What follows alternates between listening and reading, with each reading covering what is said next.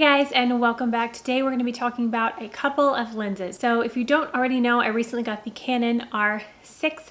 I have been loving it. I've been loving testing it out and trying it with the lenses I currently own. And I also bought a new RF lens to go with it. So I have a 50mm lens that I already use, and I bought a 50mm lens super cheap for the R6 with an RF mount.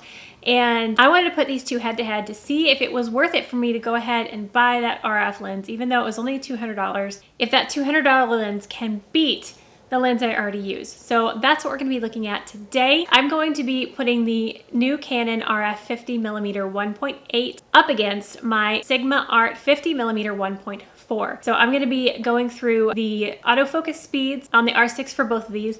I'm going to be looking at the picture quality, sharpness, color, all of that. So we will be looking at the unedited photos so you can see the colors and all of that. So let's go ahead and get into these two lenses. First of all, the size difference. For me, this is a huge thing. The R6 is a much smaller body than the 5D Mark III that I'm used to. So buying the RF mount lens for it, so I don't have to have the adapter and the giant lens I already had, makes this so much more compact. The 50mm 1.8 is tiny. It's super light. It makes this very well balanced and easy to hold. So if I am chasing children, taking photos, it is so much easier for me to move around with this. The Sigma Art 50mm 1.4 with the control ring adapter on it.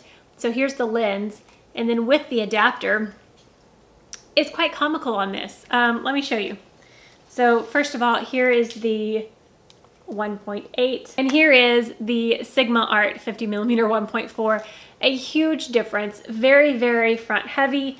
It makes this weigh so much more.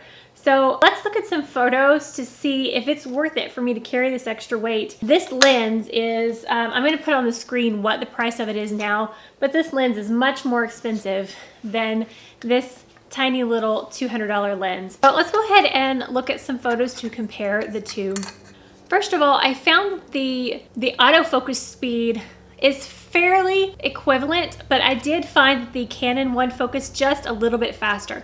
So I did some focusing tests on my son while he was swinging, and a lot of them are out of focus. I used the IAF for both, so they would be kind of comparable in their tracking methods or whatever, but the Canon one had just a few more in focus than the Sigma did. So it focuses just a little bit quicker. Now, as far as the sharpness goes, they are actually very, very close in their sharpness. So let's look at a couple of photos here of my sister. I have one with the Canon, one with the Sigma, and they are so close. I do see a slight bit more sharpness in the Sigma on her eyes. If you're looking very closely, this one looks a little bit sharper. The colors are also slightly different, and it's interesting, I had the same settings for the photos, but the exposure was a little bit lighter on the Canon. So that was interesting, even though they were both at f2.0. So I took a picture of a house, and when I zoomed in to 200%, the Canon one was actually a little bit sharper. I can see in the rocks, in the texture of the roof, I can see a little bit more sharpness. So one was sharper in one instance and one was sharper in the other. So that tells me that they're pretty evenly matched. So do I think the Canon 50mm 1.8 is worth 200 bucks? Absolutely. I feel like it performs equivalent to the Sigma Art 1.4. When I bought the Sigma Art, I bought this over the Canon L lenses because it is a great lens.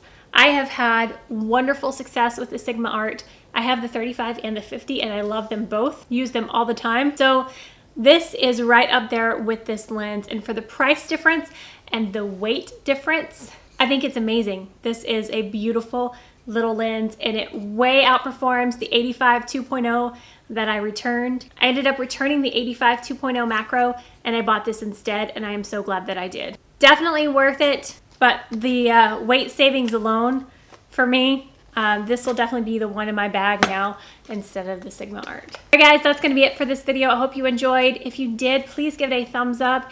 And if you haven't already, please hit that subscribe button. It really helps me out.